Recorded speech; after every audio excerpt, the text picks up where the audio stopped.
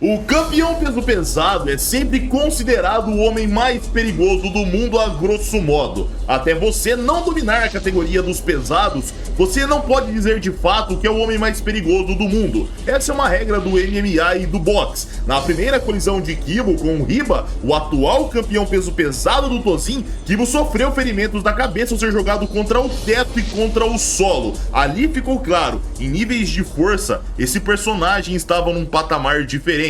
E o vídeo de hoje começa com um cartaz escrito: 18º confronto do Tozin, cartaz de procurado, Kishi Miyazawa. Sim, este homem é extremamente violento.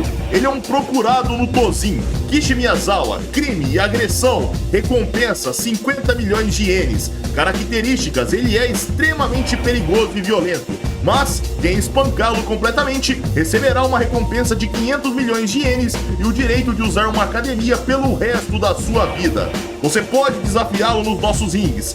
A batalha será no Yokohama Arena e a primeira luta será o deus da luta, o campeão dos pesados, Riba Kyosuke do time Hércules versus Kishi, o caçador de campeões Miyazawa da equipe Kishi. Vendo aquilo do celular, Juzo dizia: quem espancar o Kibo ganha 50 milhões e se deixá-lo incapacitado para sempre, recebe um bônus de 100 milhões de ienes.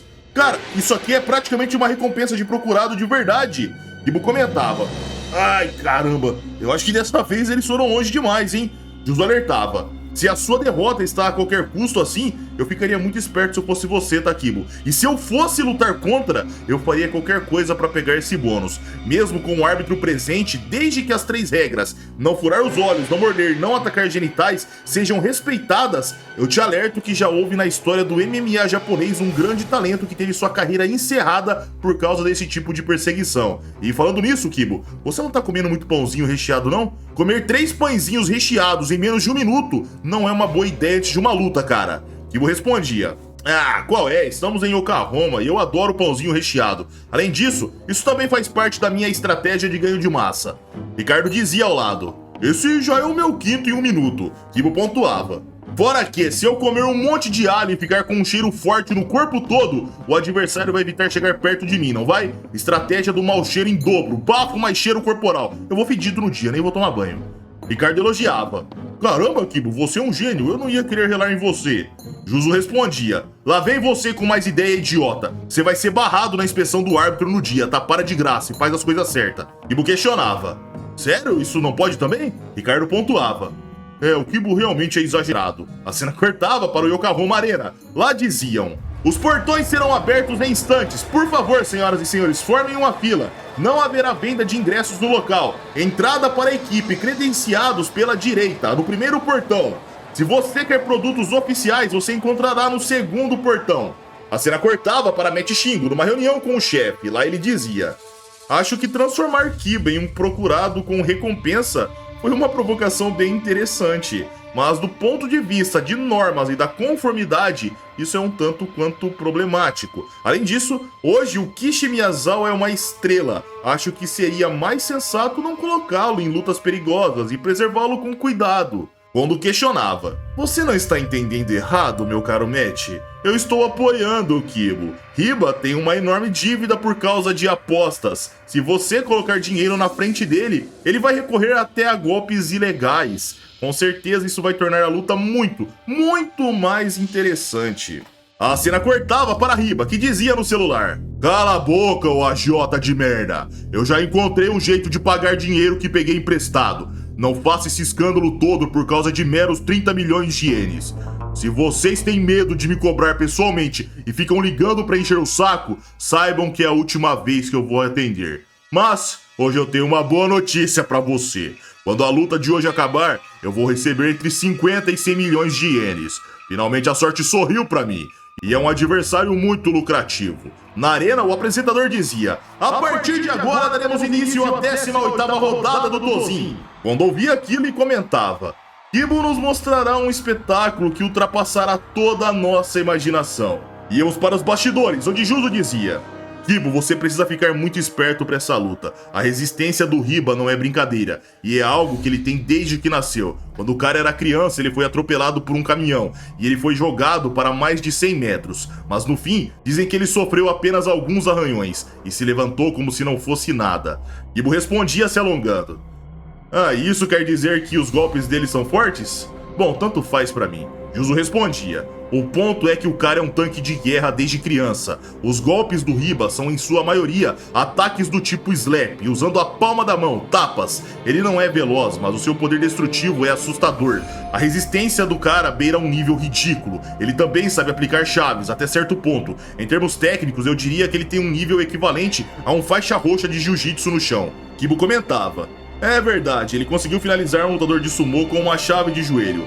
Mas na real foi força bruta pura, sem muita técnica. No fim das contas, o mais assustador é esse físico dele mesmo. Se ele derrubar, montar por cima e colocar todo o peso que ele tem, que é 150 quilos, né? O cara vai acabar ficando sem conseguir se mexer e vai perder todas as forças rapidamente. A cena cortava para eles indo pro corredor e Juzo aconselhava. De qualquer forma, Kibo, mantenha bem a distância e luta no estilo bate e sai. O único jeito de neutralizar completamente a movimentação do Hiba é ir drenando a resistência dele. E aos poucos, bate e sai, vai cutucando a ferida até ele se cansar. Se ele conseguiu te agarrar, já era, acabou. Kibo sorria e dizia, certo, vamos lá então. A cena cortava para Hiba, apostando num jogo de cartas no celular, e ele dizia animado. Opa, hoje a sorte tá do meu lado. Seu treinador questionava impaciente. Vai ficar jogando pôquer logo antes da luta? Vamos logo, está na hora. Você, como sempre, é confiante demais, hein, seu desgraçado? A cena cortava para Hiba, indo pro ringue, e o apresentador dizia: senhoras e senhores, com vocês, a entrada do campeão dos pesos pesados, Hiba Kyosuke. Os dois lutadores entram no ringue. Hiba pesa 70 quilos, seu adversário Hiba pesa 150 quilos, e está prestes a começar uma disputa inédita pelo título dos pesados, com uma diferença de 80 quilos entre os dois lutadores. Ambos começavam a entrar na pose de luta e quando sorria, já o apresentador dizia: o quê? Ele começou com a postura do Sonkyo e fez uma saída típica do sumô. E para responder isso, Kibo adota um estilo de luta inspirado no Muay Thai. Só pela postura dos dois, isso já parece uma luta entre estilos completamente diferentes. Agora toquem o gongo de uma vez para vermos isso. Diante do colosso, Kibo pensava: sumô contra Muay Thai. Esse cara é forte mesmo, dá pra olhar. Com essa diferença de tamanho, se ele conseguir me agarrar, é bem como o Juzo falou, eu vou estar um pouco lascado. Então, vou manter o plano à risca, vou bater e sair. O gongo soava e o apresentador dizia: no mesmo instante que o gongo soa, um projétil de 150 kg dispara em alta velocidade. No sumô, a maioria das lutas é decidida logo no impacto da saída inicial. Mirando numa vitória instantânea, Hiba parte para cima do seu oponente buscando o clinch. Quando seria agarrado, Kibo entrava com uma joelhada voadora no meio da cara. O apresentador via aquilo e comentava: uou, que time perfeito essa joelhada voadora! Ricardo dizia animado: um golpe técnico, precisamente calculado. Caramba, acertou em cheio o osso dele. Só que mesmo assim, galera, Hiba carregava sua esquerda e golpeava o osso de Kibo. Ao ser acertado, mesmo olhava surpreso e pensava: agora eu consegui entender o que ele quis dizer com picada de mosquito naquele dia que eu acertei a joelhada nele no banheiro. Hiba batia com uma direita e o apresentador questionava: o quê? Hiba está atacando como se não fosse nada? Será que a joelhada não fez efeito? Se esses golpes acertarem, será um ferimento fatal. É uma sequência de socos discerido por braços monstruosamente poderosos. Sem se preocupar em controlar o ritmo, ele simplesmente continua pressionando sem parar. No corner, Juzo aconselhava: Kibo, usa mais as pernas. Hiba avançava e provocava: ei, ratinho, só sabe ficar correndo de um lado pro outro? Kibo desviava de tudo e o apresentador dizia: golpes tão poderosos que só a pressão do ar já parece capaz de derrubar o adversário. Estamos escutando o som da pressão aqui da cabine, senhoras e senhores. Mas Kibo desvia pro please e volta a ver distância. Kibo batia no corner e pensava na sequência: droga, fui encurralado no canto. No instante seguinte, o soco de Hiba explodia no canto. Quando sorria, pois via que Kibo havia desviado. Ele ia para as costas e o apresentador dizia: não, ele desviou dessa também. Diferente de simplesmente aguentar pancadas ou estar acostumado a apanhar, ele não tira os olhos do combate nem por um instante, alternando entre ataque e defesa. Ele entra no alcance e dispara um chute baixo interno num só movimento. O quê? Com um único chute baixo? Preciso de uma estocada. A base de Hiba simplesmente desabou, senhor senhoras e senhores. É como eu pensei, o chute baixo interno do Kibo fez efeito. Nunca presenciamos o Riba sofrer desse jeito. É um campeão indestrutível, mas o que está acontecendo? Vejam, ele está arrastando a perna direita. Mas mesmo assim, Riba avança para agarrar, mas Kibo aplica um chute baixo com a perna esquerda, vindo por fora. Caramba, que golpe certeiro! Está concentrando todos os ataques na perna de Riba. Ele, que é conhecido por sua resistência aos golpes, está soltando um grito de dor intensa. Caramba, que golpe misterioso! Esse chute baixo do Kibo é anormal. Será que a situação virou completamente, senhoras e senhores? Enquanto Riba gritava, Kibo sorria. Em seguida, ele se afastava e o apresentador continuava. Com uma estratégia rigorosa de bater e sair, ele mira implacavelmente na perna. Os chutes baixos que vêm de todos os ângulos e perfuram como uma estocada são impossíveis de conter, senhoras e senhores. Riba pensava enquanto sua perna estava bem ferida. Então este é o estilo Nadashinkage. Eu já tinha ouvido falar. Algo que minha resistência não poderia suportar. Kibo chutava novamente e exclamava em pensamento. Estilo Nadashinkage.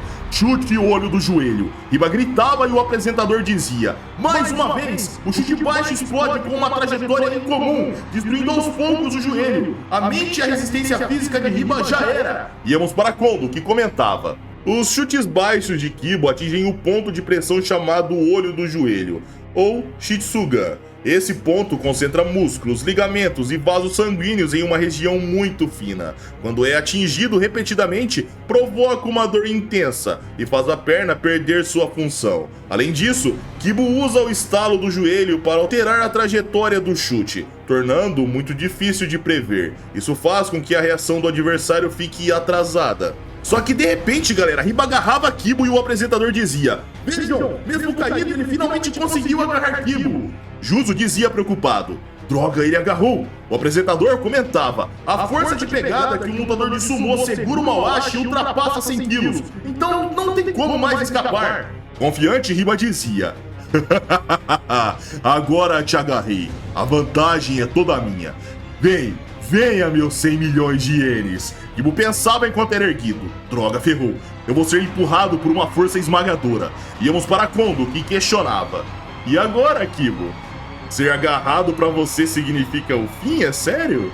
A torcida se desesperava e o apresentador dizia enquanto Riba saltava com Kibo: é um Abyss Itaoshi. Ele tenta esmagá-lo sob sua massa de 150 quilos. O impacto fazia o ringue tremer. Todos se chocavam e Riba questionava: ei, ainda tá vivo o prêmio de 100 milhões. Ainda é cedo demais pra morrer. Kibo pensava: droga, tenho a impressão que senti minhas costelas. Erguendo seu punho direito, Riba dizia: o inferno começa agora. Por que não deixá-lo incapacitado de uma vez? Afinal, ainda há 100 milhões em jogo. Kibo fechava a guarda e uma sequência de marteladas começava enquanto o apresentador dizia: na posição de montada começa um verdadeiro inferno de marteladas. Ele golpeia sem parar, como quem amacia um bife para comer um molinho. Kibo bloqueava tudo, sorria e questionava: o que é isso? É só isso? Com esse corpo grande todo, é só isso que você consegue fazer? Marteladinhas? Riba questionava: ah é? Então eu vou esmagar sua cara com um único golpe. Kibo colocava sua mão direita em cima da esquerda e empurrava batendo o cotovelo na coxa de seu oponente antes do golpe chegar. A região era afundada enquanto um hematoma chegava, e Kondo comentava: no instante em que ele ergue o braço e desce o poderoso punho direito, um cotovelo é desferido exatamente no ponto de pressão que provoca a dor intensa. Como a dor já foi acumulando, até um golpe curto é suficiente para fazê-lo gritar. Kibo empurrava e deslizava subindo com um chute na cara, e o apresentador continuava: sem perder tempo, ele aplica um chute pra cima e escapa da montada. Kibo colocava as mãos no chão e se impulsionava pra cima. Ele sorria e questionava: sua perna direita já está praticamente morta, não é? Está na hora de acabar com isso. Bora, levanta, eu vou encerrar isso. Riba olhava preocupado, se erguia com a perna tremendo muito e Kibo provocava: esse é o efeito do chute olho do joelho do estilo Nadashinkage. O apresentador dizia enquanto Riba recuava para o corner: aí está, Kibo acaba de declarar que vai finalizar a luta. O gigante começava a tentar se aproximar e o apresentador continuava: os chutes baixos de Kibo deixaram a perna direita de Riba em um estado que torna até caminhar algo extremamente difícil. Mas mesmo assim, Kibo permanece atento, calmo e preciso. O gigante avançava exclamando: Não me subestime, eu sou super resistente. Kibo desviava e atacava enquanto o apresentador dizia. Ele continua insistindo no chute no olho do joelho. Sem parar, acerta mais uma vez o ponto vital. Vejam, finalmente Hiba caiu de joelhos. O gigante desmorona a partir das próprias pernas. Só que na mesma hora, galera, Hiba avançava dizendo: se eu tolerar a minha perna direita, eu levo 100 milhões de ienes pra casa. Ele agarrava a cabeça de Kibo e entrava com uma cabeçada no meio da testa. Kibo de fato tomava dano e o apresentador dizia: é uma cabeçada. Dizem que a cabeçada dos rikichis pode gerar uma força de impacto de 1 tonelada. Vejam, é uma sequência de cabeçadas pesadas e duras, como bolas de ferro. O impacto ecoou até as profundezas do estádio. Em uma pessoa comum, o único golpe desses teria força suficiente para matar. Vejam, abriu um corte. A carne da testa de Kibo foi esmagada e começou a sangrar, mas ele se safou. Hiba avançava com sua palma e dizia: vem, mais uma. Kibo desviava e agarrava a perna enquanto o apresentador comentava.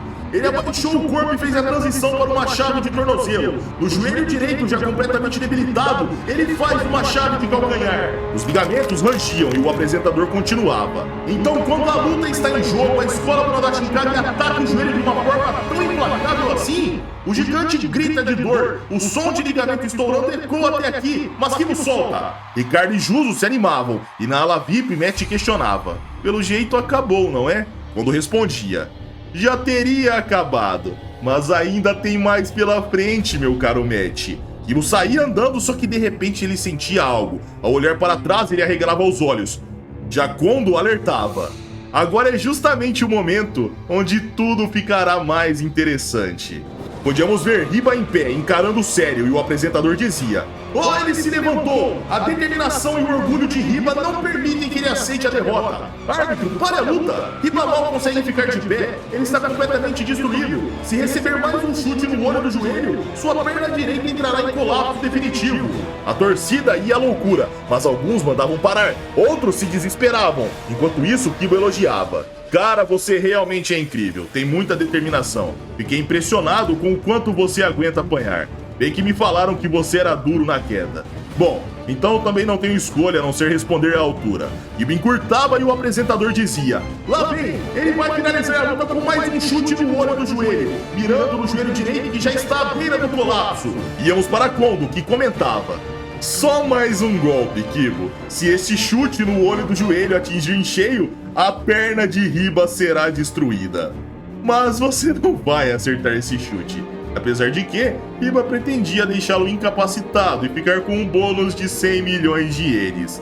Jingo questionava: então, os 100 milhões de ienes era uma isca para isso? Quando respondia: daqui em diante, isso servirá como um aviso silencioso. Qualquer um que enfrente Kishi Miyazawa não sairá da luta com o corpo ileso. É hora de se tornar um demônio, Kibo. E aqui, galera, cá entre nós, o Kondo deu muito a impressão de ser Kiryu Miyazawa nessa fala final. Dito isso, vamos continuar. Nessa hora, a mente de Hiba divagava e ele pensava: mãe, para uma família com um filho que come muito, a situação é difícil. No Pro Wrestling ou no Sumo, bastava conseguir comer bastante, que já estava ótimo. Eu queria ganhar dinheiro como Matsumoto e dar uma casa de presente para você, mamãe. Mas os carinhos do meu veterano Nobita eram brutais. Ele não parava, mas eu superei e conquistei algo além dele. Esse corpo enorme e resistente, essa vitalidade ainda me pertence e permanece. O MMA dá dinheiro, o sonho ainda continua, desde que eu saia com meu corpo inteiro. Kibo forçava a musculatura da sua perna e a lesão praticamente desaparecia. Mas na hora, Kibo subia com um chute alto no meio da cara. O cérebro era impactado e Kibo olhava para o seu oponente caindo. Em seguida, o apresentador assumia: o quê? Ele ergueu a perna verticalmente a partir da trajetória do low kick.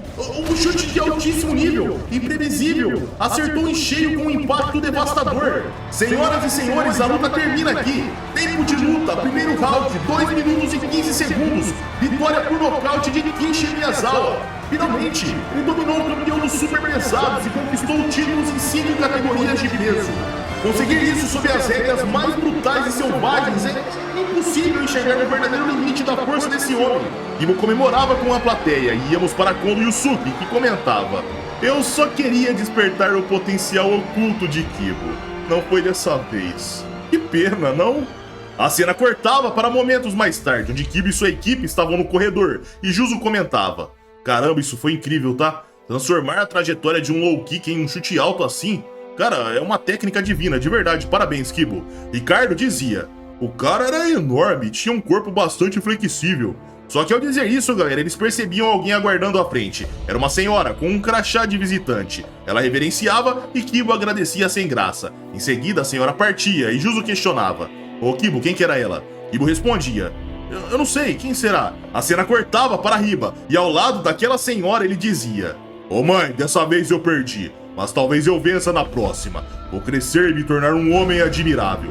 Sua mãe questionava: idiota, quem precisa disso? O mais importante é que sua mãe ficou feliz. E dessa forma, senhores, o vídeo chega ao fim. Se vocês curtiram, like para ajudar o canal, se inscrevam se não forem inscritos e estejam preparados, pois estamos chegando nos capítulos semanais de Tolp, onde veremos muito mais essa jornada de Kibo se tornar campeão em 6 categorias de peso por algum motivo. Esse é um objetivo que ele tem, uma promessa para quem sabe ele ir procurar o Ryusei nos Estados Unidos, ir competir lá no local, enfim. Comentem aí o que vocês acharam e é isso aí. O Instagram tá aqui na tela, caso queiram me seguir, e eu tô indo nessa, galera. Um abraço, fiquem com Deus e tamo junto.